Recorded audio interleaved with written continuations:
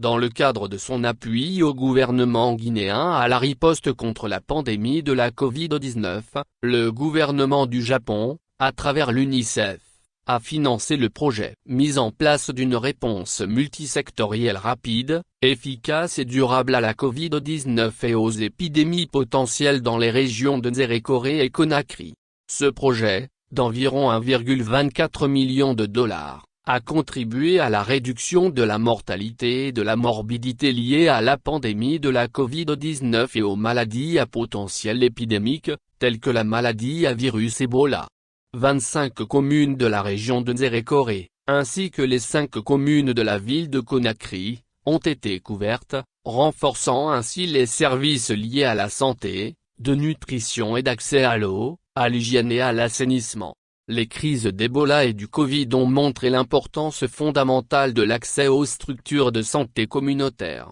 comme première étape dans la construction d'une santé protégée dès le plus jeune âge, et tout au long de la vie. C'est pourquoi il était important de doter ces services sociaux de base d'une variété d'interventions. La santé est un tout, et ce tout doit être consolidé dès la naissance, et dans un environnement le plus élargi et le plus protecteur possible. Ceci est dans la logique du concept d'une seule santé, et aussi de la couverture santé universelle promue par le Japon, une approche intégrée de la santé comme un tout. La santé est la base de toute vie, et de tout développement. Il s'agit d'un des fondements de la sécurité humaine de base que cherche à promouvoir le Japon, en accord avec la politique sanitaire et la stratégie de développement de la Guinée, précise son Excellence Monsieur Kato Ryuichi, ambassadeur du Japon en Guinée. Ciblant en particulier les enfants et les femmes enceintes, ces interventions multisectorielles complémentaires ont contribué à réduire l'impact de la pandémie de la Covid-19 et à favoriser l'accès aux services de santé.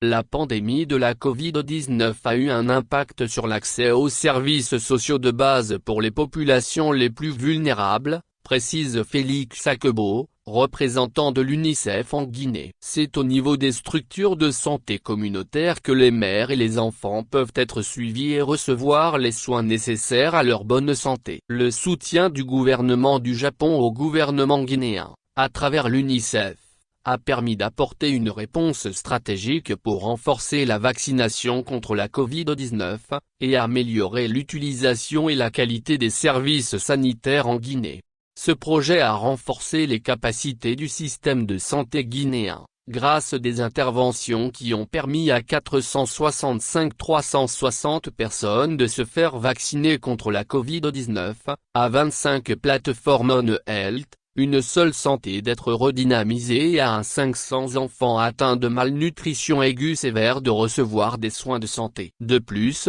200 agents de santé et 360 relais communautaires ont été formés sur la prévention et le contrôle des maladies à potentiel épidémique et 52 structures sanitaires du pays ont reçu des équipements de prévention et de contrôle des infections, des équipements de protection individuelle et des kits de survie. Enfin, les activités liées à l'hygiène et à l'assainissement ont permis la construction de 2 points d'eau à Nzerekore au bénéfice de 2000 personnes et environ 134 360 personnes vivent maintenant dans un environnement assaini.